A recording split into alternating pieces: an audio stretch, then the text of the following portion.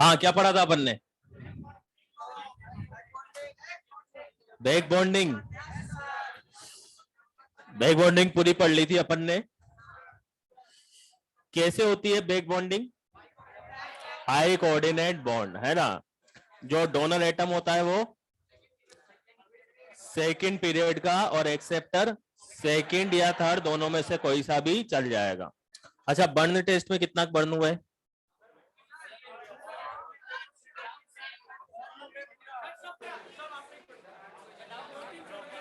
एक दो क्वेश्चन आए थे इधर उधर के।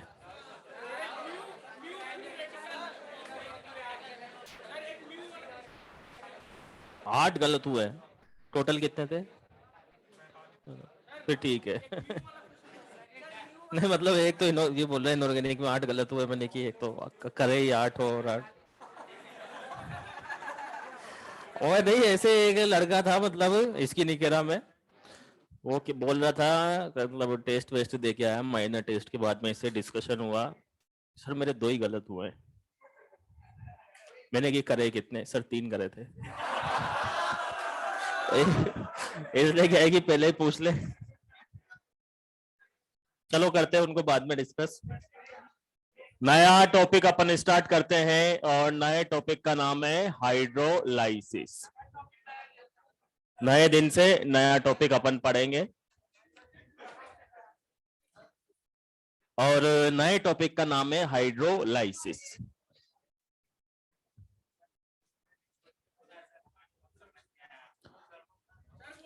अभी आ जाएगा समझ में, सब आ जाएगा, सब आ जाएगा। वो म्यू एब्जॉर्वर, वो म्यू ऑब्जर्वर, वो सब समझ में आ जाएंगे। है वो एनसीईआरटी में भी नहीं है वो क्वेश्चन, टेंशन ही मत लो। नहीं पढ़ोगे तब भी नहीं बनेंगे वो।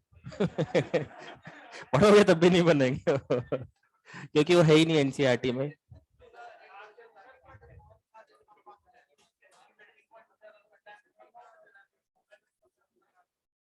तो एलोट्रोप कंपाउंड नहीं होते? एलोट्रोप कंपाउंड नहीं होते? डायमंड का तो सबसे ज्यादा होता है। चलो अभी करते हैं उसके बारे में चर्चा। पहले नया टॉपिक, नए दिन से, तो अपन स्टार्ट करते हैं हाइड्रोलाइसिस। ठीक है, सबसे पहले इनके मीनिंग को समझते हैं कि मीनिंग क्या होता है। वो समझ में आया और टॉपिक क्लियर हुआ, क्योंकि बहुत छोटे छोटे से टॉपिक। चलो, हाइड्रोलाइसिस का मतलब क्या होता है? हाइड्रो का मतलब होता है वाटर, और लाइसिस का मतलब होता है ब्रेकडाउन। ठीक है, हाइड्रो का मतलब हुआ वाटर, और लाइसिस का मतलब हुआ ब्रेकडाउन, यानी वाटर मॉलिक्यूल का ब्रेकडाउन। ठीक है, एक टर्म अपन ने पहले पढ़ी थी हाइड्रेशन। क्या पढ़ी थी? हाइड्रेशन। इन दोनों को अपन रिलेट करते हुए चलते हैं ताकि कंफ्यूजन की गुंजाइश कम से कम रहे। हाइड्रेशन का मीनिंग क्या होता है? हाइड्रेशन का मतलब होता है हाइड्रा, और पीछे लगा होता है TION, इसका मतलब होता है वाटर मॉलिक्यूल का एडिशन। ठीक है, अब कब हाइड्रेशन होगा, कब हाइड्रोलाइसिस होगा, कैसे मालूम चलेगा? ठीक है, क्योंकि टर्म तो दोनों सेम सी लग रही है, दोनों का मीनिंग बिल्कुल डिफरेंट है। हाइड्रोलाइसिस, हाइड्रेशन, कब हाइड्रेशन होगा, कब हाइड्रोलाइसिस होगा, इसका मालूम कैसे चलेगा? तो अपन ने हाइड्रेशन किसका करवाया था? NaCl का। NaCl का करवाया था। NaCl को वाटर में डिसोल्व किया, Na प्लस और Cl माइनस बना, और Na प्लस और Cl माइनस बना, तो Na प्लस के साथ में वाटर आके अटैच हो गया था, Cl माइनस के साथ में आके वाटर अटैच हो गया था। इसका मतलब ये हुआ कि हाइड्रेशन अपन ने किस टॉपिक के अंदर पढ़ा था? आयनिक के अंदर। और आयनिक के अंदर पढ़ा था, तो हाइड्रेशन किन कंपाउंड्स का होता है? ऐसे कंपाउंड्स जिनके अंदर आयनिक कैरेक्टर ज्यादा होगा, ऐसे कंपाउंड्स जिनके अंदर आयनिक कैरेक्टर ज्यादा होगा, उनके लिए तो जो टर्म यूज में लेंगे वो क्या लेंगे? हाइड्रेशन। जैसे NaCl को वाटर में डिसोल्व किया, KCl को किया, RbCl को किया, इनके अंदर आयनिक कैरेक्टर सबसे ज्यादा होता है, और सबसे ज्यादा होता है, तो इनके लिए कौन सी टर्म काम में लेंगे? हाइड्रेशन। और जिनके अंदर कोवलेंट कैरेक्टर ज्यादा होगा, उनके लिए करवाएंगे हाइड्रोलाइसिस। ये डिफरेंस अपने को ध्यान रखना है। हाइड्रेशन कब? आयनिक कैरेक्टर ज्यादा।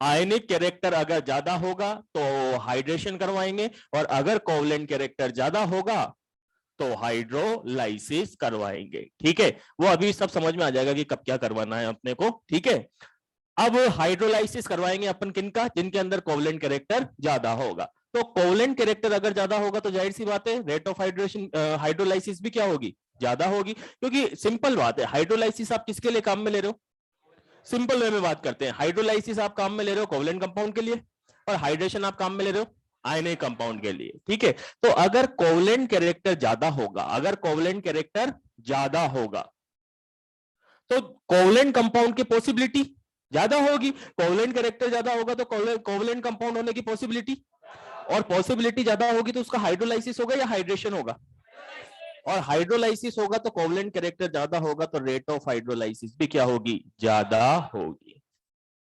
जैसे मान लो मैं यहां पे एक एग्जांपल लिखता हूं, मैंने यहां पे लिखा NaCl। अच्छा, इसकी उल्टी बात भी कर सकते हैं अपन कि अगर आयनिक कैरेक्टर ज्यादा होगा तो रेट ऑफ हाइड्रोलाइसिस कम होगी और रेट ऑफ हाइड्रेशन ज्यादा होगी। जैसे मान लो मैंने यहां पे लिखा NaCl, दूसरा मैंने लिखा MgCl2, थर्ड मैंने लिखा AlCl3 और फोर्थ लिखा SiCl4। आपसे पूछा है इनके बीच में रेट ऑफ हाइड्रेशन का ऑर्डर बताओ, सबसे ज्यादा हाइड्रेशन किसका होगा, हाइड्रेशन हाइड्रोलाइसिस कर लिखते थे, हाइड्रेशन सबसे ज्यादा NaCl का होगा। अगर आपसे पूछा जाए रेट ऑफ हाइड्रोलाइसिस का ऑर्डर क्या होगा, तो आप देखोगे कि भाई हाइड्रोलाइसिस किसका होता है, कोवलेंट कंपाउंड का, और अगर कोवलेंट कैरेक्टर ज्यादा होगा तो कोवलेंट कंपाउंड होने की पॉसिबिलिटी भी, और पॉसिबिलिटी ज्यादा होगी तो रेट ऑफ हाइड्रोलाइसिस भी क्या होगी। तो अगर यहां पर आप कंपेयर करते हो तो Cl तो सबके अंदर कॉमन है, Na पे +1, Mg पे +2, Al पे +3 और Si पे +4।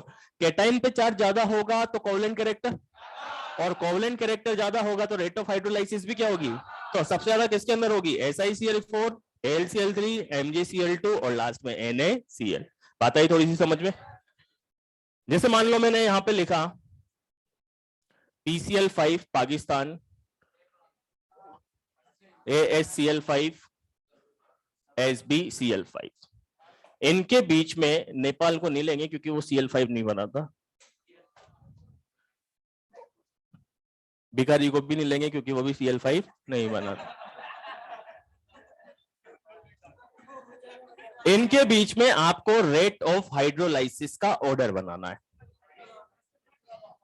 तो आप क्या देखोगे, कोवलेंट कैरेक्टर, क्या देखोगे, सबसे ज्यादा किसमें होगा, कोवलेंट कैरेक्टर, पक्का, क्योंकि Cl तो सबके अंदर कॉमन है, केटाइन का साइज छोटा होगा तो कोवलेंट कैरेक्टर ज्यादा होगा, और कोवलेंट कैरेक्टर ज्यादा होगा तो सबसे ज्यादा किसमें है, PCl5, और PCl5 में कोवलेंट कैरेक्टर ज्यादा होगा तो रेट ऑफ हाइड्रोलाइसिस भी ज्यादा होगी। यही बात समझ में। जैसे मान लो मैंने यहां पे लिखा BF3, BCl3, BBr3 and BI3, आपसे पूछा है इनके बीच में रेट ऑफ हाइड्रोलाइसिस का ऑर्डर बताओ, तो जिसके अंदर कोवलेंट कैरेक्टर ज्यादा होगा उसका हाइड्रोलाइसिस भी, और कोवलेंट कैरेक्टर सबसे ज्यादा किसमें होगा, यहां पे एनाइन का साइज सबसे बड़ा एनाइन किसमें है, आयोडीन, और आयोडीन सबसे बड़ा एनाइन है तो इसी के ही जो हाइड्रोलाइसिस होगा वो सबसे ज्यादा होगा। बात आई समझ में। तो कोवलेंट कैरेक्टर ज्यादा तो रेट ऑफ हाइड्रोलाइसिस ज्यादा, ठीक है, लिखो।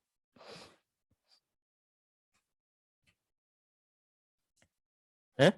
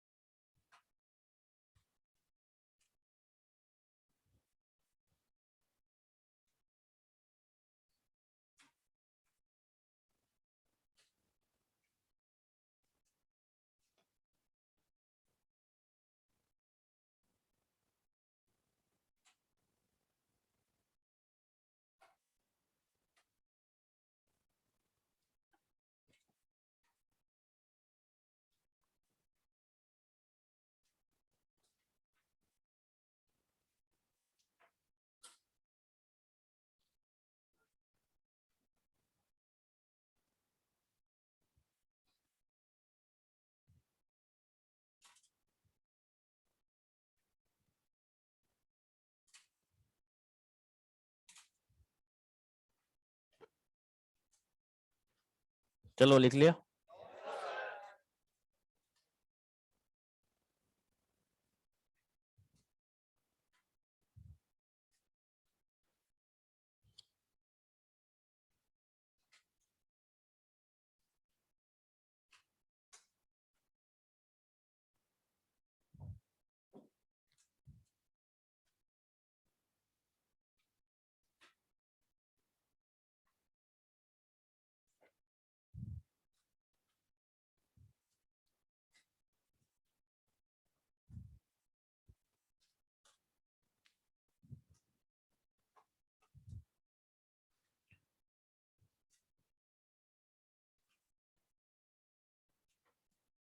आयोडीन में कोवलेंट कैरेक्टर ज्यादा होगा तो हाइड्रोलाइसिस भी ज्यादा होगा, क्योंकि बी सभी के अंदर कॉमन है।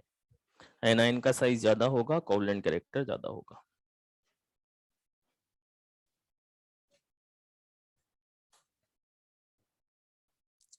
अच्छा, तुमने न्यूक्लियोफाइल का नाम सुना है? नहीं सुना?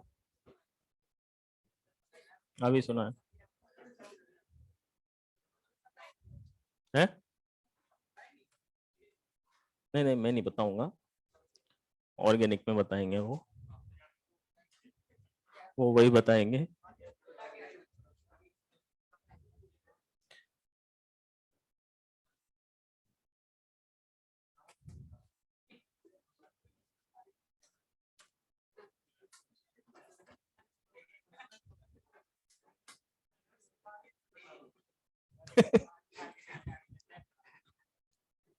ऐसे बोला इसने, काहे नहीं बताओगे?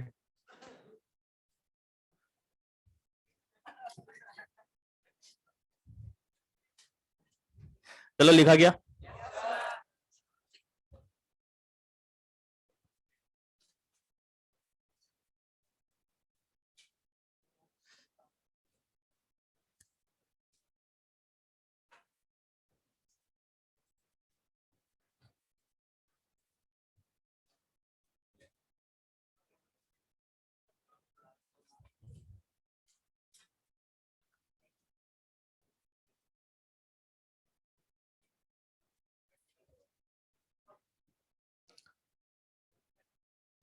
ये लिख लिया।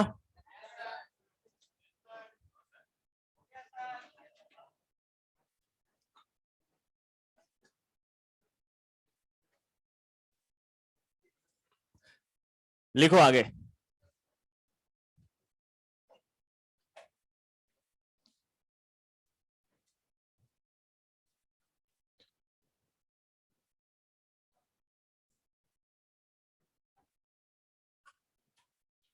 लिखो mechanism of hydrolysis.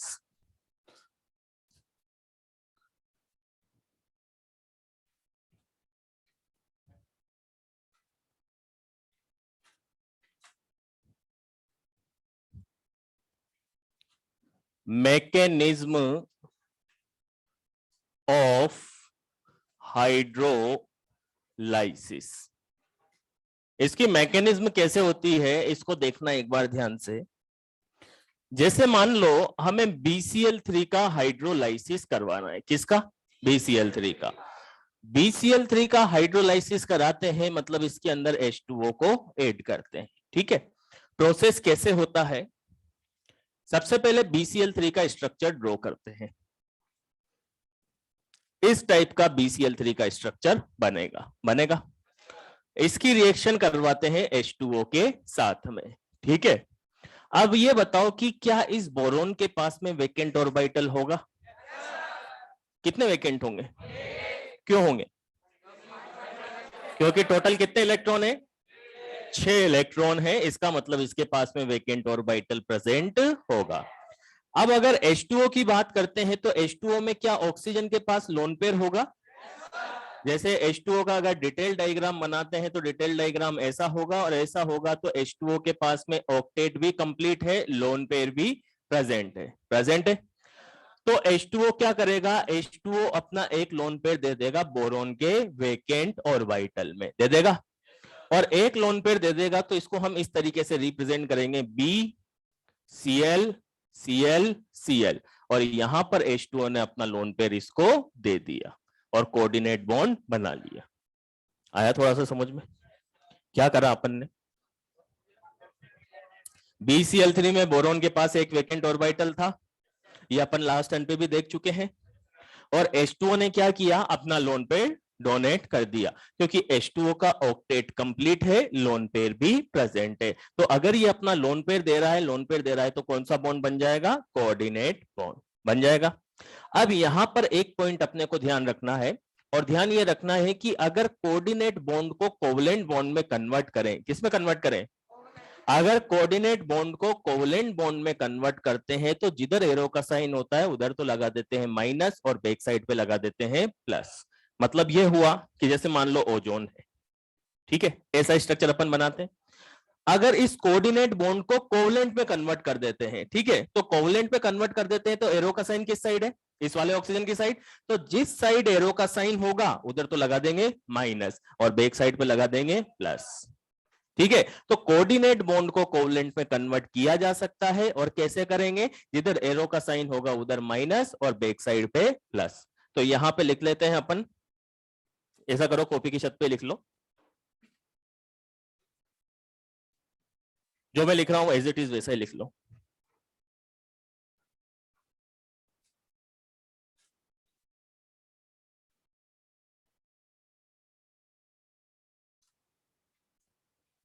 Coordinate bond ऐसा बनाते हैं अपन, ठीक है।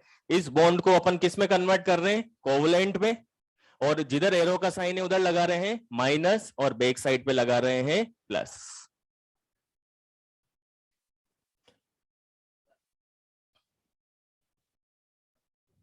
हाँ, सुनहरे अक्षरों में लिखना। जैसे ये एनसीईआरटी के अंदर ऐसे स्ट्रक्चर देता ही है, जैसे ओजोन का स्ट्रक्चर देखोगे ना तो ऐसे प्लस माइनस बना के दे देता है। पढ़ी ना तुमने बर्न टेस्ट के लिए एनसीईआरटी? तो तो देखो क्या है, एनसीईआरटी को पढ़ने का एक तरीका होता है, बता दिया था मैंने? नहीं बताया था?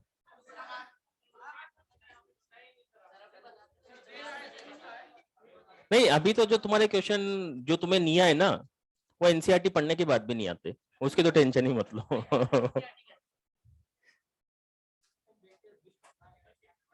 अरे ऐसा भी नहीं था। कुछ कुछ थे, बिल्कुल थे।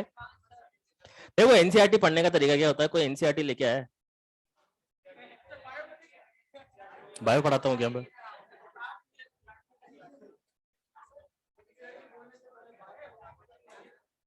चलो कभी लाओगे तब बताऊंगा मैं, अभी तो अभी पहले इसको समझते हैं अपन। इधर देखो, अरे इधर देखो, अरे इधर देखो रे, इधर देखो।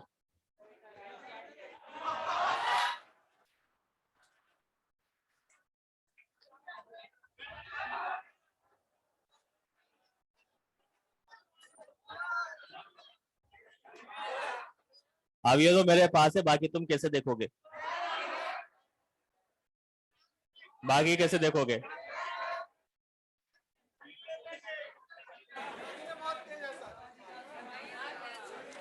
चलो सुनना, अब बातें बिल्कुल भी नहीं। अबे तो फिजिक्स की दे दी थे ने।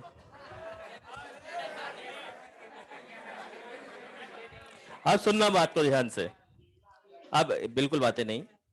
जैसे एनसीईआरटी में सीक्वेंस क्या चलती है, अपनी सीक्वेंस क्या चलती है, दोनों में बहुत डिफरेंस है। जैसे आप देखो कि इसने आयनिक बॉन्ड स्टार्टिंग में लिख दिया है ना, और इतना सा आयनिक बॉन्ड, ये और ये, ठीक है, और आयनिक बॉन्ड खत्म। अब जैसे आयनिक बॉन्ड खत्म हुआ तो ये बॉन्ड पैरामीटर्स पे आ गया, और बॉन्ड पैरामीटर्स के अंदर अंदर इसने बॉन्ड ऑर्डर की भी बात कर ली, बॉन्ड एंथैल्पी की भी बात कर ली, बॉन्ड एंगल की भी बात कर ली, ठीक है। अब अगर फिर इसके बाद रेजोनेंस पे भी आ गया। अपन ने रेजोनेंस कब पढ़ा था? एमओटी पढ़ने के बाद में। एमओटी पढ़ने के बाद में रेजोनेंस पढ़ा था, फिर हमने बोला था कि रेजोनेंस को कब यूज में लेते हैं? जब पॉली एटॉमिक हो, आपको पैरामैग्नेटिक डायमैग्नेटिक बताना हो या बॉन्ड ऑर्डर बताना हो, तब रेजोनेंस को यूज में लेते हैं। तो अब इसको समझो तुम कि जैसे एनसीईआरटी क्या करती है कि इसकी कोई सीक्वेंस नहीं होती, सीक्वेंस का मतलब कि जैसे मान लो बॉन्ड एंगल अपन ने कब पढ़ा, पहले हाइब्रिडाइजेशन पढ़ा, हाइब्रिडाइजेशन पढ़ने के बाद में तो बॉन्ड एंगल पढ़ा, तभी तो जाके अपने को समझ में आया कि यार sp होगा तो 180 होगा, sp2 होगा तो 120 होगा, sp3 होगा तो 109 होगा, उसी के बाद तो समझ में आया। अब इसने क्या करा, आयनिक बॉन्ड खत्म करा, उसी के बाद सीधे किस पे आ गया, ये बॉन्ड एंगल पे आ गया, और बॉन्ड एंगल में केवल इतना सा बता दिया कि 104 होगा और लोन पेयर होगा, बस काम खत्म। बात आ रही है समझ में? तो कहने का मतलब ये है कि एनसीईआरटी को आप कब पढ़ोगे, किस तरीके से। अच्छा ये डाइपोल मोमेंट पे आ गया, अभी तो हाइब्रिडाइजेशन भी नहीं पढ़ा है जिसके पहले डाइपोल मोमेंट पे आ गया, ठीक है। अब डाइपोल मोमेंट पे आ गया, शेप वगैरह पहले ही बता दिए। अगर अपन इस सीक्वेंस में चलते कि पहले अपन बॉन्ड एंगल पढ़ रहे मैं बोल रहा हूं एसपी बॉन्ड एंगल है, बॉन्ड एंगल होगा 180, तुम बोलोगे एसपी क्या होता है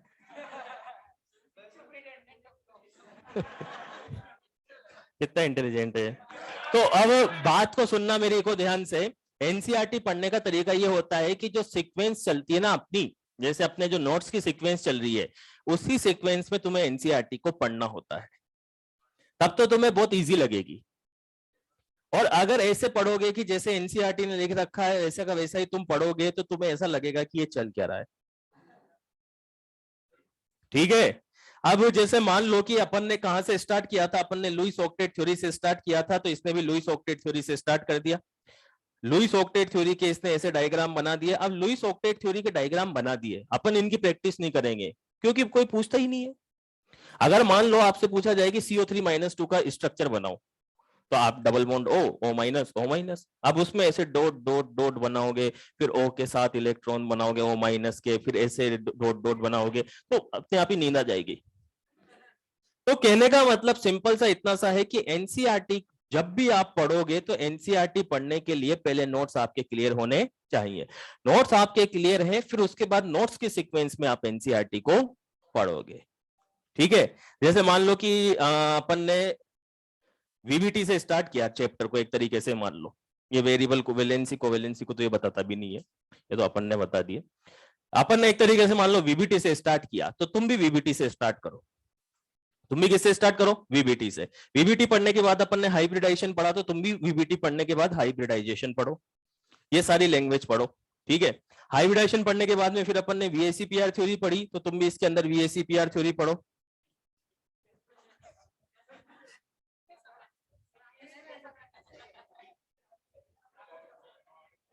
हाँ ये अब देखो, इसने वैलेंस बॉन्ड थ्योरी बाद में लिख रखी है, ये वीएसीपीआर थ्योरी के डायग्राम पहले बना दिए, और इसके पहले डाइपोल मोमेंट पढ़ा दिया, तो ये कुछ भी कर सकता है। अब तुम सोचो कि जैसे वैलेंस बॉन्ड थ्योरी पढ़ी अपन ने, उसके बाद उसके ड्रॉबैक लेके अपन ने हाइब्रिडाइजेशन पढ़ा ना, और हाइब्रिडाइजेशन पढ़ा तो ये समझ में आया कि हाइब्रिडाइजेशन अपन पढ़ क्यों रहे, ठीक है। ये तो पता चला ना क्यों पढ़ रहे हैं। अब इसने वीबीटी तो बाद में बता रहा है, वीबीटी तो बाद में बता रहा है, और बाद में बता रहा है तो उसका ड्रॉबैक पहले ही बता दिया, हाइब्रिडाइजेशन में बता दिया। अब वो ड्रॉबैक कहां से आया, वो तो वीबीटी में मालूम चलेगा ना। तो इसकी सीक्वेंस और अपने सीक्वेंस में रात दिन का डिफरेंस है। तो अगर तुम्हें पढ़ना है तो तुम्हें किस तरीके से पढ़ना पड़ेगा, पहले नोट्स, नोट्स अच्छे से होने के बाद में नोट्स के सीक्वेंस में इसको फॉलो करना है, तब तो तुम्हें एनसीईआरटी थोड़ी थोड़ी क्या मतलब पूरी आ जाएगी, लगभग पूरी समझ में आ जाएगी। और अगर ऐसे पढ़ोगे तो ये कुछ भी समझ में नहीं आएगी।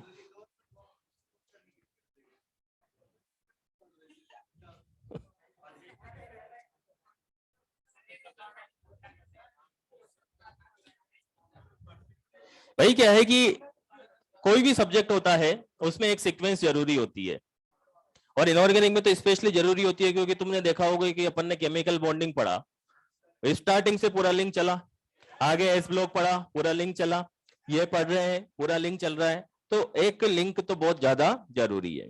अब इसमें कोई लिंक नहीं होता है तो फिर इसमें क्या है कि नहीं बैठ पाएगा तुम्हारा सत्तू, ना पढ़ने का कोई मतलब नहीं निकलेगा।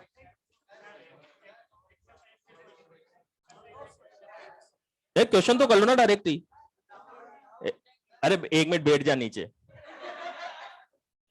एक्सरसाइज के क्वेश्चन कर लो, एक भी क्वेश्चन नहीं रुकेगा तुम्हारा।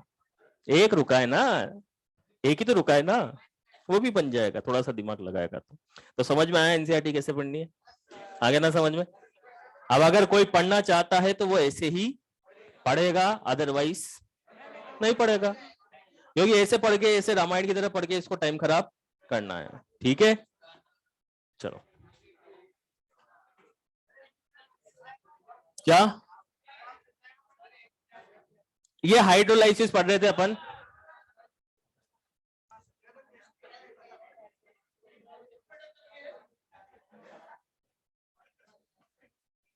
अब उसमें एनसीईआरटी में समझा रहा हूं, उसमें भी डाउट आ रहा है तेरे ऊपर यार,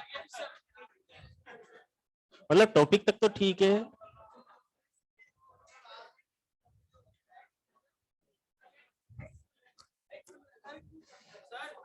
हाँ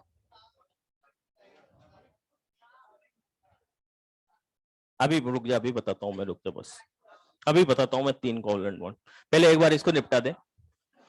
कोऑर्डिनेट बॉन्ड को अपन किस में कन्वर्ट कर सकते हैं, कोवलेंट बॉन्ड में कर सकते हैं। और कोऑर्डिनेट बॉन्ड को कोवलेंट बॉन्ड में कैसे कन्वर्ट करेंगे, जिधर एरो का साइन होगा उधर और बैक साइड पे, ठीक है। अब यहां पर मैंने कोऑर्डिनेट बॉन्ड बनाया क्योंकि H2O ने अपना लोन पेयर दिया किसको, बोरॉन को। कोऑर्डिनेट बॉन्ड बनाया तो इस कोऑर्डिनेट को कोवलेंट में कन्वर्ट कर सकते हैं क्या, कैसे करेंगे, जिधर एरो का साइन है उधर क्या लगा देंगे, और बैक साइड पे, तो मैंने यहां पे लगा दिया माइनस और बैक साइड पे लगा दिया प्लस। ठीक, अब इसके बाद क्या हुआ, इसके बाद ये हुआ कि बोरोन और क्लोरीन, बोरोन और क्लोरीन दोनों में ज्यादा इलेक्ट्रोनेगेटिव कौन है, क्लोरीन है। और बोरोन और क्लोरीन में ज्यादा इलेक्ट्रोनेगेटिव क्लोरीन है, तो ये नेगेटिव चार्ज कौन ले जाएगा, क्लोरीन, कौन ले जाएगा। और ऑक्सीजन और हाइड्रोजन में ज्यादा इलेक्ट्रोपॉजिटिव कौन है, इलेक्ट्रोपॉजिटिव हाइड्रोजन है। और ज्यादा इलेक्ट्रोपॉजिटिव हाइड्रोजन है तो ये पॉजिटिव चार्ज कौन ले जाएगा, हाइड्रोजन। तो यहां से अगर ये नेगेटिव चार्ज ले जाता है कौन, क्लोरीन, तो ये किस फॉर्म में यहां से बाहर निकल जाएगा, Cl माइनस की फॉर्म में। और अगर यहां से ये पॉजिटिव चार्ज ले जाता है तो किस फॉर्म में बाहर निकल जाएगा, H प्लस की फॉर्म में। तो यहां पर Cl माइनस बाहर निकल गया, निकल गया। यहां पर कौन बाहर निकल गया, और H प्लस बाहर निकल गया, तो बचा क्या, OH माइनस। इन दोनों ने मिलकर क्या बनाया, H प्लस और Cl माइनस ने तो HCl बना लिया, HCl बना लिया। और HCl बनाने के बाद में यहां पर बच गया OH, इधर आ गया Cl और इधर क्या आ गया, Cl। यही बात समझ में, क्या ही बात समझ में। आपने क्या किया कि सबसे पहले कोऑर्डिनेट बॉन्ड बनाया इसके साथ में, कोऑर्डिनेट बॉन्ड बनाने के बाद में उस कोऑर्डिनेट बॉन्ड को किस में कन्वर्ट किया, कोवलेंट में। कैसे किया, जिधर एरो का साइन था उधर माइनस और बैक साइड पे, यही किया। अब इसके बाद में आपने देखा कि इसके साथ कौन अटैच है, क्लोरीन, कौन अटैच है, क्लोरीन की इलेक्ट्रोनेगेटिविटी, और इलेक्ट्रोनेगेटिविटी ज्यादा होगी तो नेगेटिव चार्ज को कौन ले जाएगा, और H में ज्यादा इलेक्ट्रोपॉजिटिव, तो उस पॉजिटिव चार्ज को कौन ले जाएगा। तो यहां से Cl माइनस की फॉर्म में ये बाहर निकला, यहां से प्लस की H प्लस की फॉर्म में ये बाहर निकला, तो दोनों ने मिलकर क्या बना लिया, और HCl की फॉर्म में बाहर निकल गए। और बाहर निकलने के बाद में यहाँ पे क्या बचा, OH, क्या बचा, OH। बात आई समझ में। अब इसी प्रोसेस को अपन 2 बार रिपीट करते हैं। वापस से हमने क्या किया, एक और H2O लिया, एक और H2O लेंगे तो फिर यहां पर क्या होगा, यही प्रोसेस वापस से रिपीट होगी, और रिपीट होगी तो यहां से वापस से क्या बाहर निकल जाएगा, HCl। भाई आपने यहां पर क्या करा, एक HCl को बाहर निकाला, उसकी जगह क्या, मतलब एक Cl को बाहर निकाला, उसकी जगह क्या लगा दिया, OH। एक Cl को आपने बाहर निकाला, देखे इससे कंपेयर करो, 1Cl 2Cl 3Cl, 1Cl 2Cl और यहाँ पे क्या लगाया, OH। तो एक Cl को बाहर निकाला, OH लगाया, एक Cl को बाहर निकाला, OH लगाया। तो यहां पर भी हम क्या कर रहे हैं, एक Cl को बाहर निकालेंगे, OH लगा देंगे। तो ये हो गया OH, और यहाँ पे क्या हो गया, OH, और यहाँ पे क्या हो गया, Cl। ठीक है, वापस से एक बार और प्रोसेस को रिपीट करेंगे, रिपीट करेंगे तो एक और H2O लिया, एक और HCl निकल जाएगा, तो क्या बन गया, BOH OH OH। इसको बोलेंगे हाइड्रोलाइसिस। बात आई समझ में, पक्का, कोई डाउट इसमें, श्योर, आगे समझ में तेरे को, कोई डाउट तो नहीं है। तो अल्टीमेटली हमने क्या किया, अल्टीमेटली हमने ये किया कि Cl को रिमूव किया और OH को लगाया, Cl को रिमूव किया, OH को लगा दिया, Cl को रिमूव किया, OH को लगा दिया। थोड़ी सी बात समझ में आई या पूरी आ गई? पूरी आ गई। कर सकते हैं इस टाइप के क्वेश्चंस। तो अपन को क्या है कि जैसे इसकी मैकेनिज्म अपन ने देख ली, अब बाकी में तो डायरेक्ट ही कर लेंगे। क्वेश्चन तो आएंगे, पहले मैकेनिज्म तो आ गई ना समझ में, तो लिख लो एक बार इसको।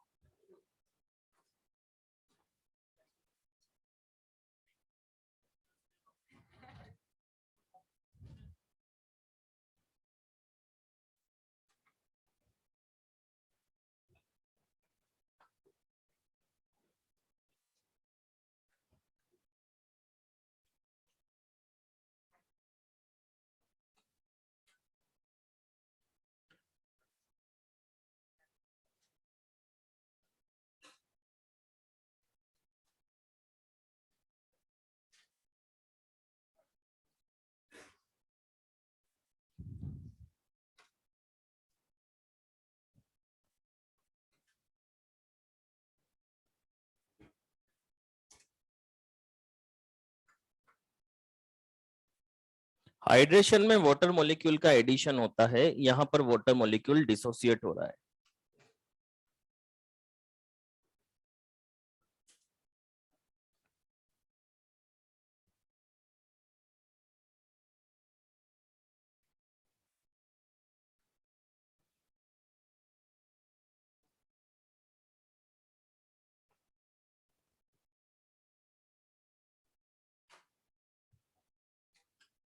वन जीरो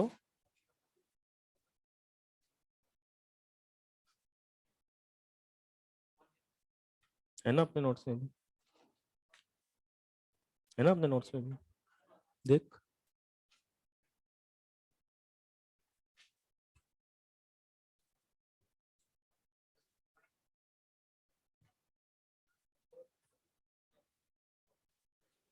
लिख लिया क्या?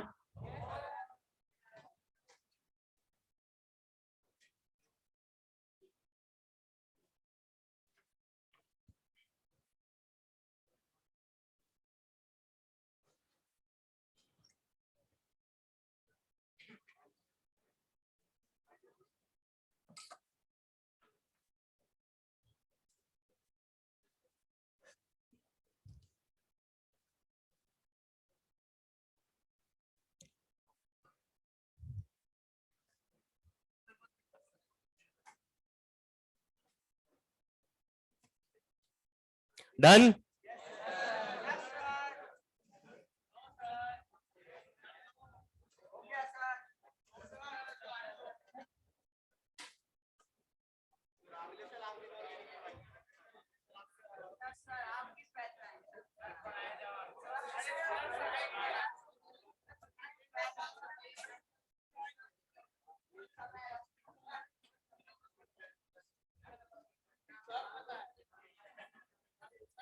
तो यहाँ क्यों बैठा है? बाबा बन जा रहा है तो सब पता है तो।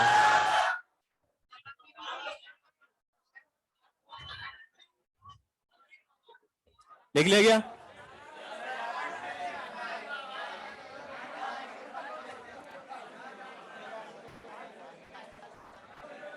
चलो इधर देखना आप। जैसे मान लो BCl3 का अपन ने हाइड्रोलाइसिस कराया, इसको एक सिंगल लाइन में अपन लिखते हैं कि BCl3 इसका अपन ने हाइड्रोलाइसिस करवाया, कितने वाटर मॉलिक्यूल लिए अपन ने? 3 वाटर मॉलिक्यूल लिए। और 3 वाटर मॉलिक्यूल लिए तो 3 वाटर मॉलिक्यूल लेने पर हमने क्या किया? 3 HCl को बाहर निकाला और OH को इसके साथ अटैच कर दिया, तो क्या बन गया? BOH होल थ्राइस, यही बना। इसको हम H3BO3 भी बोल सकते हैं, क्योंकि दोनों का फॉर्मूला कैसा है? सेम है, 3H 3H, ठीक है। 3 ऑक्सीजन 3 ऑक्सीजन, 1 बोरोन 1 बोरोन, इसका नाम क्या होता है? बोरिक एसिड, ठीक है। अब जैसे मान लो कि आपको AlCl3 का हाइड्रोलाइसिस करवाना है, बिल्कुल सेम, कोई दिक्कत वाली बात नहीं है। क्या करोगे? 3 H2O लोगे। अब 3 H2O लोगे तो सबसे पहला काम, HCl हटाओ, Cl हटाओ, OH लगाओ, Cl हटाओ, OH लगाओ, तो यहां पर क्या बन जाएगा? AlOH होल थ्राइस, ठीक है। अगर मान लो मैंने यहाँ पे लिखा MgCl2, इसका हाइड्रोलाइसिस कराया, कितने Cl? तो कितने वाटर? 2 वाटर। 2 Cl है तो 2 HCl बाहर निकल जाएंगे, 3 Cl है तो 3 HCl बाहर निकल जाएंगे। तो यहां पर कितने बाहर निकल गए? 2 HCl। और 2 HCl निकलने के बाद में क्या बन गया? MgOH होल्टोइस। आई बात समझ में? जैसे मान लो कि अपन को हाइड्रोलाइसिस कराना है लाइक BeCl2 का, क्या बनेगा? जल्दी बोलो, क्या बनेगा? BeOH होल्टोइस प्लस 2 HCl, यही बनेगा। कोई डाउट इसमें? यहीं पे लिख देता हूं नीचे, 2 HCl। अगर मान लो अपन ने SiCl4 का हाइड्रोलाइसिस करवाया, कितने वाटर चाहिए? और कितने HCl? 4 HCl बाहर निकलेंगे और क्या बन जाएगा? SiOH whole 4। करवा सकते हैं, कोई डाउट इसमें? तो Cl हटाओ, Cl हटाओ, OH लगाओ।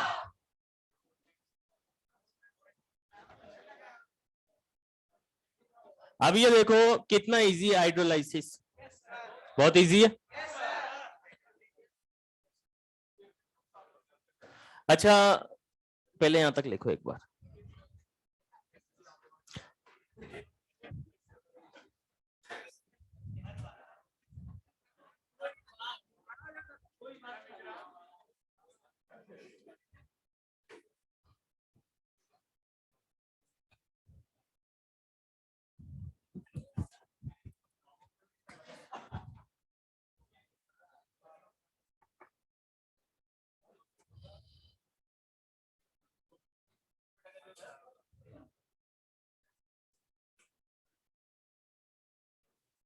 अच्छा मैकेनिज्म आ गई ना समझ में? क्या करते हैं अपन सबसे पहले? H2O को H2O को अगर वैकेंट ऑर्बिटल होता है सामने वाले के पास में, तो H2O को उसके ऊपर लाके कोऑर्डिनेट बॉन्ड बनवा देते हैं। इसको बोला जाता है कि H2O का अटैक करवाते हैं। क्या करवाते हैं? H2O का अटैक। और सिंपल वे में बात करते हैं तो Cl हटाओ, OH लगाओ।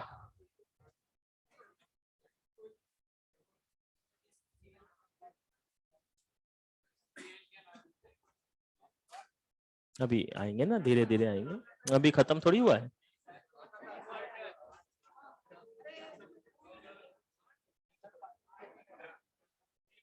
लिख लिया?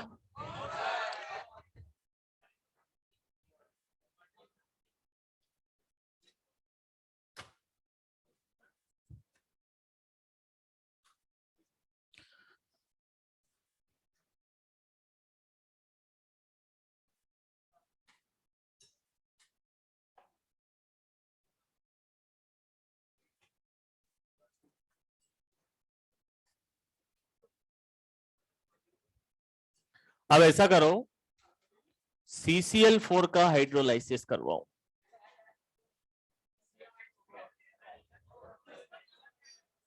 बातें नहीं, पहले लिख लो फिर हाइड्रो, अरे पहले लिख लो उसको और सोचो।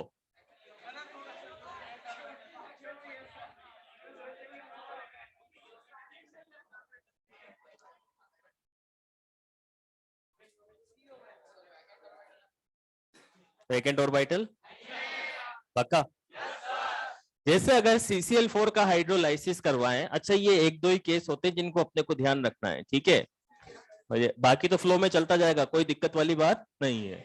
जैसे अगर CCl4 का हाइड्रोलाइसिस कराते हैं तो सेंट्रल एटम कार्बन है और इसके साथ में 4 क्लोरीन अटैच है, राइट?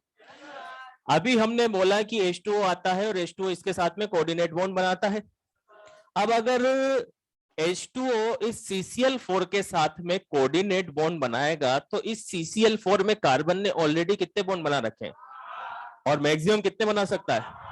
4 ही बना सकता है। ऑलरेडी 4 बनाए हुए हैं, मैक्सिमम 4 ही बना सकता है। और जब वो H2O इससे रिएक्ट करने के लिए आएगा तो एक बॉन्ड एक्स्ट्रा बनाना पड़ेगा, और एक बॉन्ड एक्स्ट्रा बनाना पड़ेगा तो सिंपल सी बात यह है कि कार्बन मैक्सिमम 4 ही बना सकता है, क्योंकि वैकेंट ऑर्बिटल अब इसके पास में प्रेजेंट और वैकेंट ऑर्बिटल प्रेजेंट नहीं है तो इसका मतलब इसका हाइड्रोलाइसिस नहीं होगा। क्यों नहीं होगा? क्योंकि कार्बन 5 बॉन्ड नहीं बना सकता। ठीक है, पक्का? थोड़ी सी बात समझ में आई है? पूरी आ गई? तो मैं यहां पे रीजन लिख देता हूं, CCl4 doesn't undergoes hydrolysis due to maximum coordination number. Coordination number आता है समझ में? Due to maximum coordination number is 4। हाँ, सिडिक वाला ही है।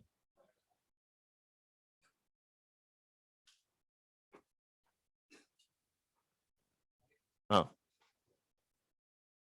तो अगर CCl4 आए तो पहले ही मना कर देना, हाइड्रोलाइसिस नहीं होगा। अगर मान लो CF4 आया, क्यों? कार्बन के पास वेकेंट नहीं है। अगर मान लो CF4 की जगह CBr4 आया, क्लियर है?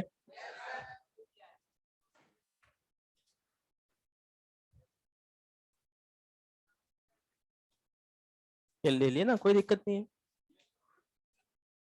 चलो एक और, इसका बताना होगा नहीं होगा। SF6 का हाइड्रोलाइसिस करवाया अपन ने, SF6 का हाइड्रोलाइसिस करा रहे हैं, होगा? होगा? क्यों नहीं होगा?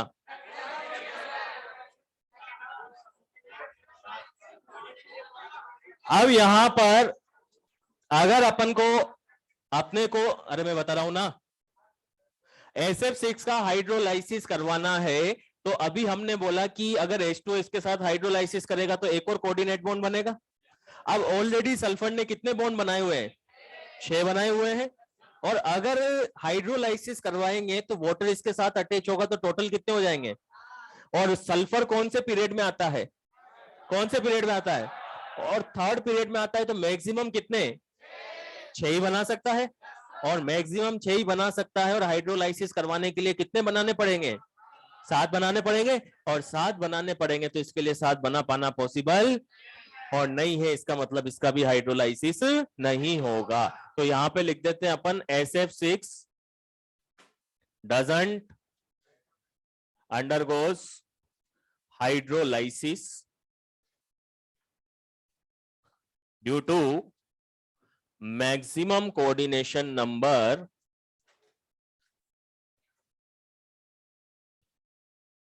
Of sulphur is 6। यही बात समझ में? थोड़ी सी आई कि पूरी आई? तो बस ये 2 एग्जाम्पल आपको ध्यान रखने हैं, बाकी कोई दिक्कत वाली बात नहीं है। CCl4 और SF6 का हाइड्रोलाइसिस नहीं होगा। क्यों नहीं होगा? क्योंकि इनका कोऑर्डिनेशन नंबर कंप्लीट हो रहा है। आगे ये बॉन्ड का फॉर्मेशन नहीं कर सकते और बिना बॉन्ड बने हाइड्रोलाइसिस नहीं होगा।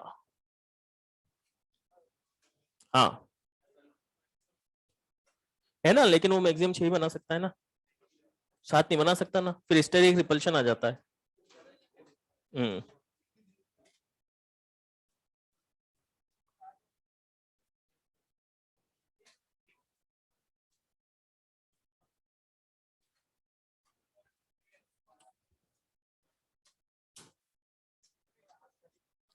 चलो आगे बढ़ते हैं। अब तो बहुत सिंपल सिंपल हाइड्रोलाइसिस है।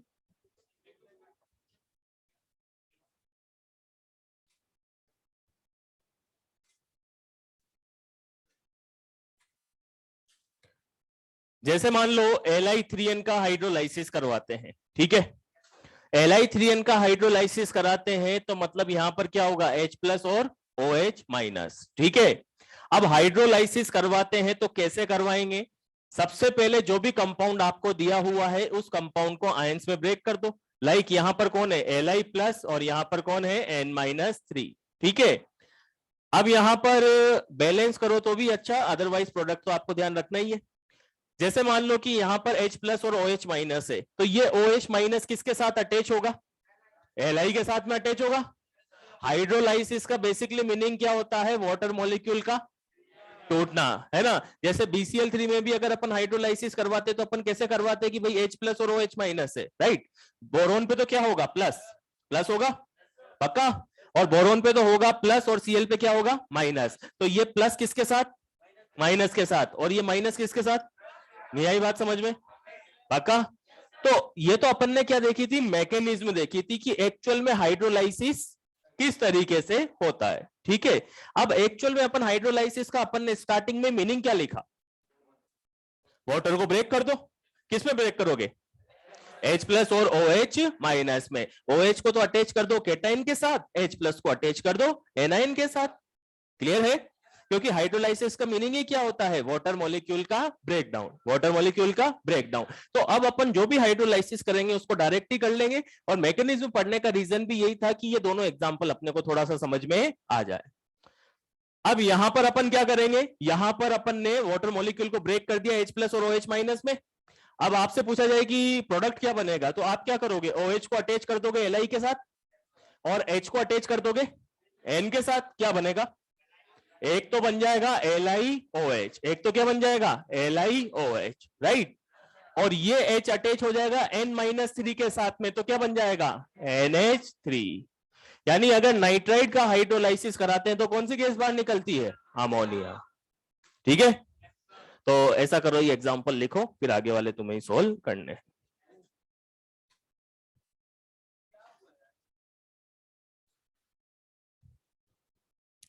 बैलेंस करके करो तो भी कोई दिक्कत नहीं है, ना करो तो भी कोई दिक्कत नहीं है, फाइनल प्रोडक्ट सही बनना चाहिए।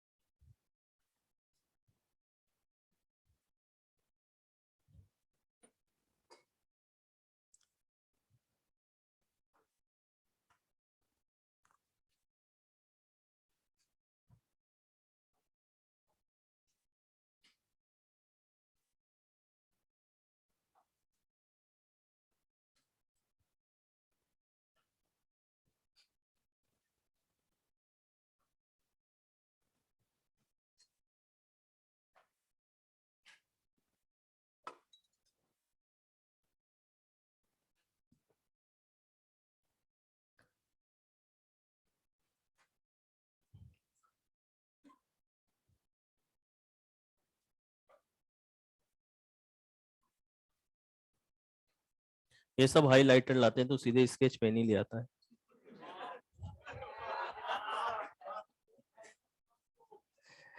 चलो कर लिया, क्या बनेगा इसमें, पहले तो आयन बताओ, आयन कौन कौन से होंगे, एक तो Mg+2 होगा, राइट, और दूसरा N-3 होगा।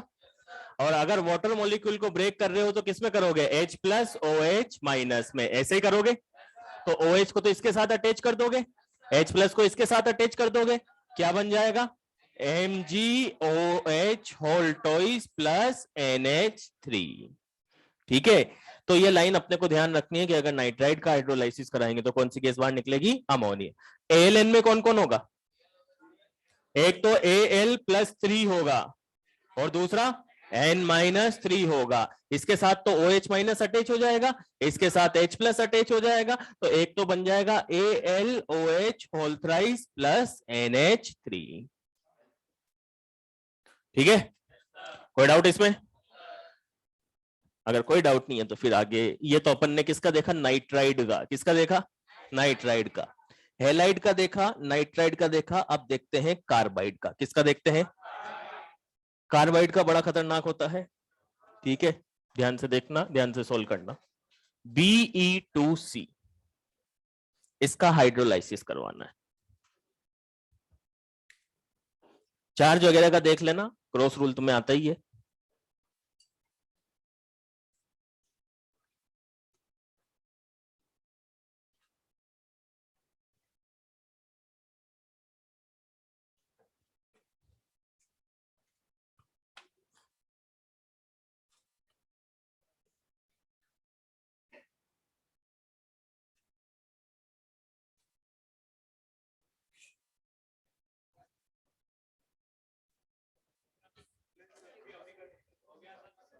कौन सी गैस बाहर निकली? मीथेन बाहर निकली क्या? अगर Be2C का हाइड्रोलाइसिस कराते हैं तो इसके अंदर कौन कौन से आयंस होंगे? एक तो बेरिलियम +2। अच्छा, ये क्रॉस रूल से चेक करना है इसको। कार्बाइड का केस बहुत डिफरेंट होता है।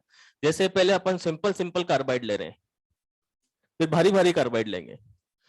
बेरिलियम पे चार्ज है +2 और कार्बन पे, कार्बाइड का मतलब होता है -4, यही होता है। अब यहां पर अगर क्रॉस रूल लगाओगे तो ये 4 इधर आ जाएगा, 2 इधर आ जाएगा, तो फॉर्मूला क्या बन जाएगा? Be4C2, यही बनेगा।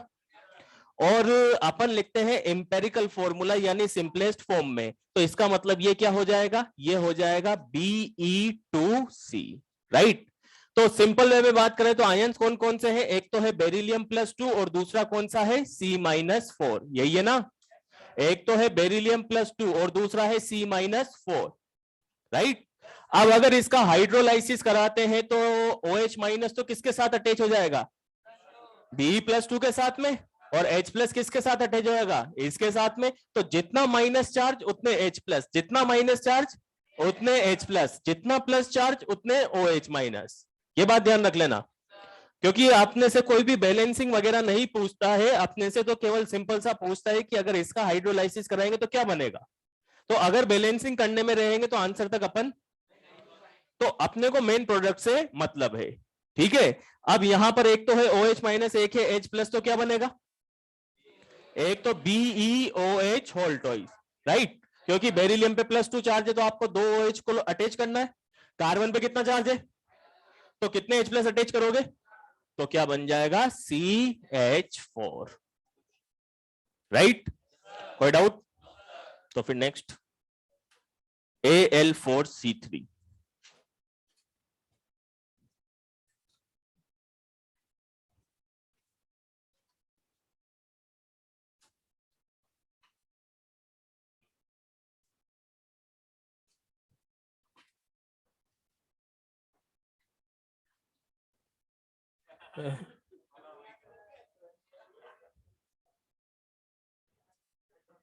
हाँ,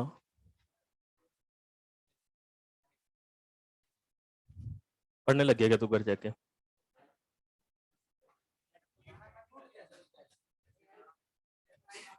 नहीं नहीं नहीं, हम नहीं लाता ये हेडफोन, नहीं है बैग में।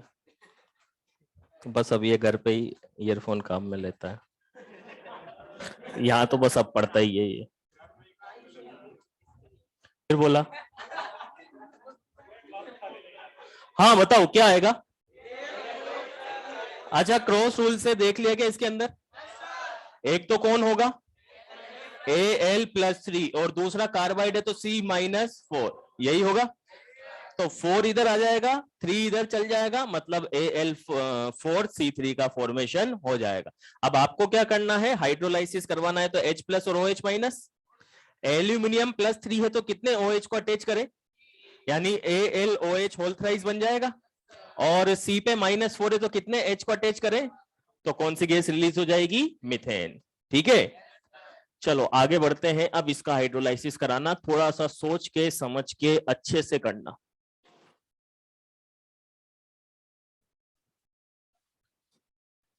इसका नाम होता है कैल्शियम कार्बाइड, कैल्शियम कार्बाइड। इसका हाइड्रोलाइसिस कराना है, फाइनल प्रोडक्ट बताना है क्या बनेगा।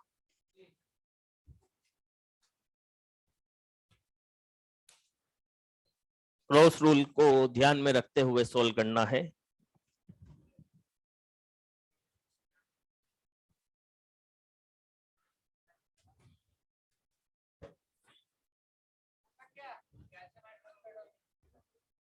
यही तो बात है यार, यही तो बात है।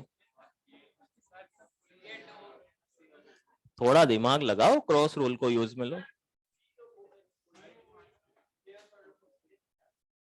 लेकिन +2 चार्ज वाला है ना, तो कोवेलेंट कैरेक्टर।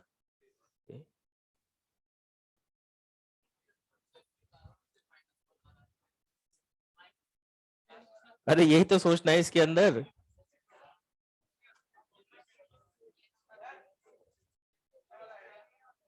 क्या है ये वाला, क्या होता है?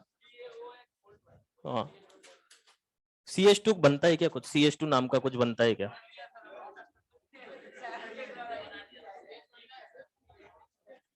CH2 नाम का कुछ बनता है? ऐसे कैसे बन सकता है? अरे सही से करो इसको।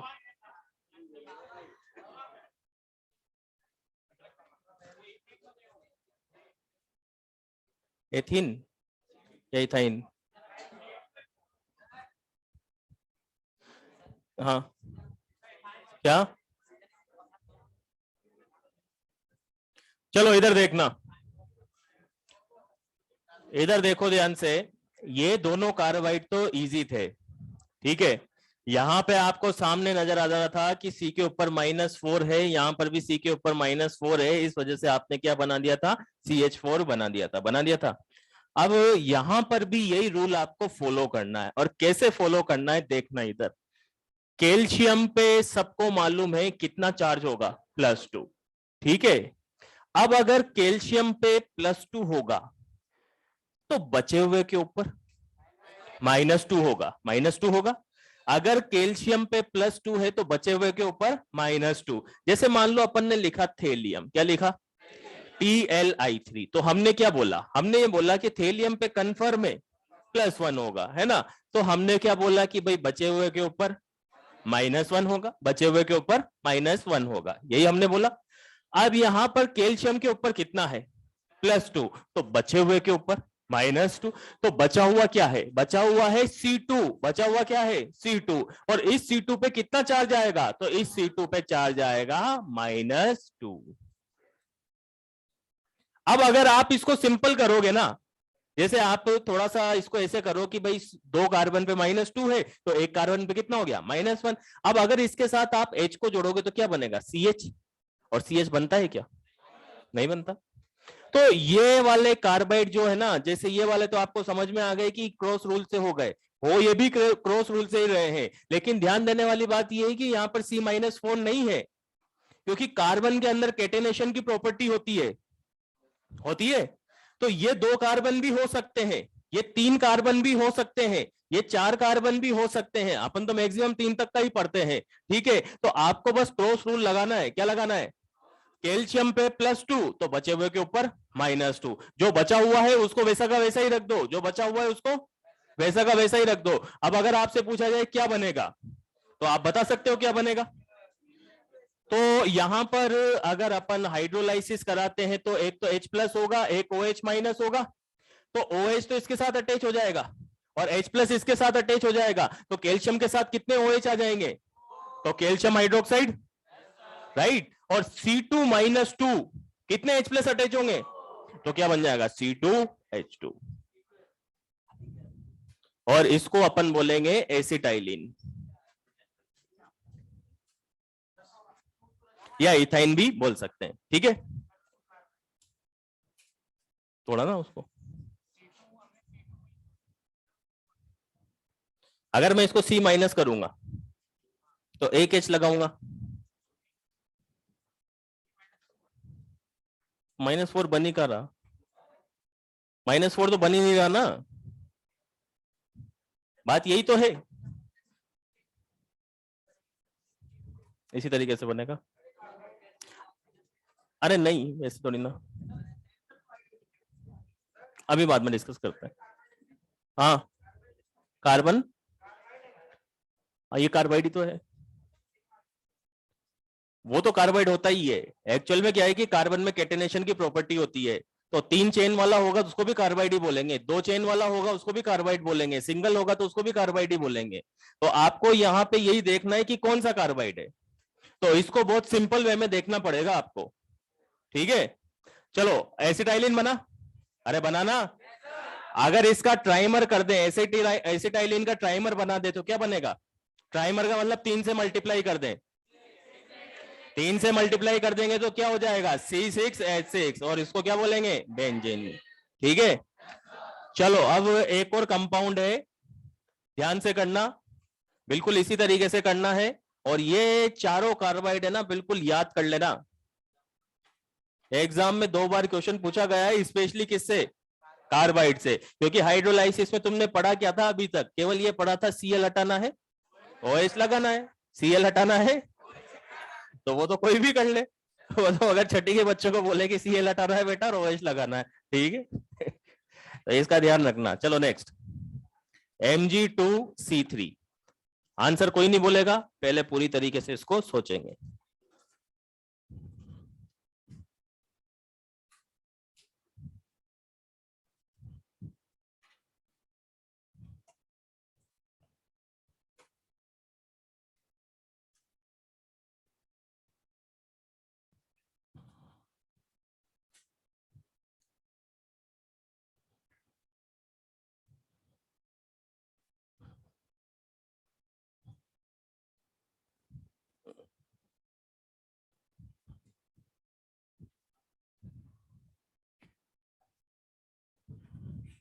हाँ,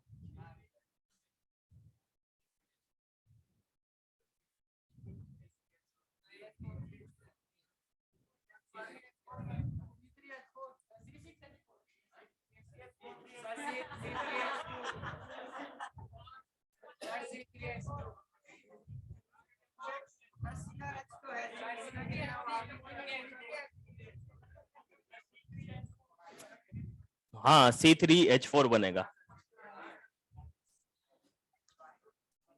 आपको क्या करना है, यहां पर सेम वही प्रोसीजर फॉलो करना है। एक मैग्नीशियम के ऊपर कितना चार्ज होगा? +2 होगा ना।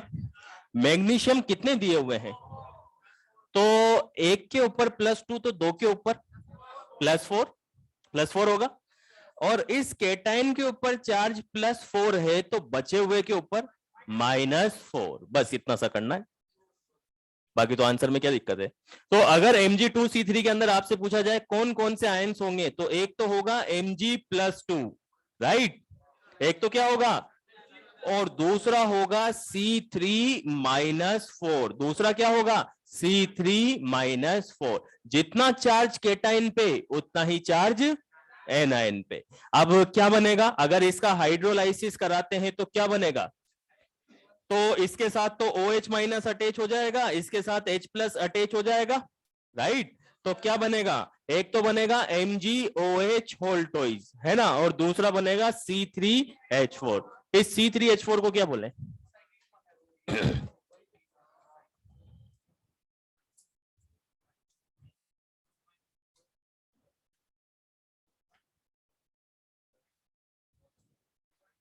प्रोपाइन। तो इसका नाम क्या होगा? प्रोपाइन। इसका आइसोमर भी बनेगा क्या?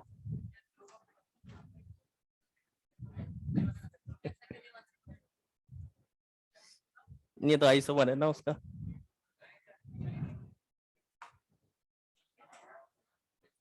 हाँ, चलो कुछ क्वेश्चन ट्राई करते हैं।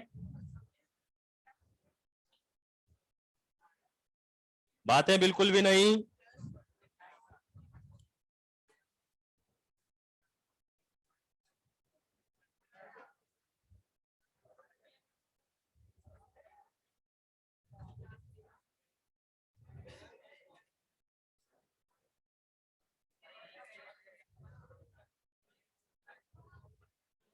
चलो एक क्वेश्चन ट्राई करते हैं, पेज नंबर 137, पेज नंबर 137,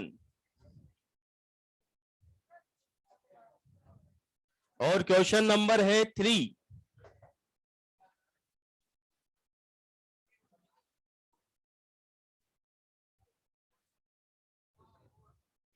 अच्छा एक और लाइन में बता देता हूँ, इधर देख लेना। अरे इधर देख लो, 4 के अलावा भी और कुछ भी। अरे एक मिनट, उस क्वेश्चन को छोड़ो, अभी एक टर्म इधर देखना। जैसे मैंने यहां पे, अरे इधर देख ले भाई, मैंने यहां पे लिखा SIC, ठीक है। अब इस SIC के लिए एक बात अपने को ध्यान रखनी है, ये क्या होता है, ये होता है आर्टिफिशियल डायमंड, सिलिकॉन कार्बाइड। एक तो होता है ओरिजिनल डायमंड, ठीक है, एक होता है आर्टिफिशियल डायमंड। जैसे ग्लास वगैरह को कट करते हैं ना, तो ग्लास को कट करते हैं तो उसको ओरिजिनल डायमंड से तो कट नहीं करेंगे, क्योंकि जिसको कट करने के लिए दिया वो रोज ही पता चला लेके भाग जाता है, फिर नया एम्प्लॉय रखते हैं फिर लेके भाग जाता है। तो उसके लिए क्या काम में लेते हैं, आर्टिफिशियल डायमंड। और ये जो SIC होता है ना, ये आर्टिफिशियल डायमंड होता है। क्या होता है, और आर्टिफिशियल डायमंड होता है। तो इस SIC का हाइड्रोलाइसिस नहीं होता, क्योंकि ये बहुत ही हार्ड जाइंट मॉलिक्यूल होता है, बहुत ही हार्ड सब्सटेंस होता है, ठीक है। इसका जाइंट स्ट्रक्चर बनता है इस तरीके का, SIC बता दिया। तो ये जाइंट मॉलिक्यूल होता है, इनफाइनाइट स्ट्रक्चर होता है। जो भी जाइंट मॉलिक्यूल होते हैं ना, उनका किसी का हाइड्रोलाइसिस नहीं होता। लिख लो कॉपी की छत पर।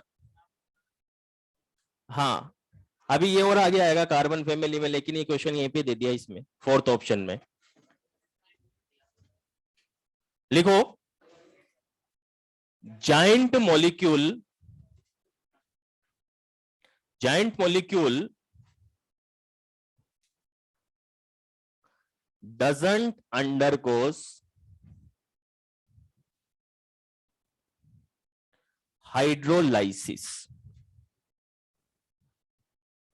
doesn't undergoes hydrolysis due to very high, due to very high stable structure, very high stable structure। Structure ही इतना ज्यादा स्टेबल होता है कि वाटर के साथ में रिएक्ट ही नहीं करता, इस वजह से हाइड्रोलाइसिस भी नहीं होता है, ठीक है। चलो अब क्वेश्चन नंबर 3 को ट्राई करना, फास्ट आ जाएगा। CaC2 क्या देगा, एसिटाइलिन, और Mg2C3 प्रोपाइन। और तो बाकी तो सिंपल ही है। ये 6 वाला देखना एक बार, 6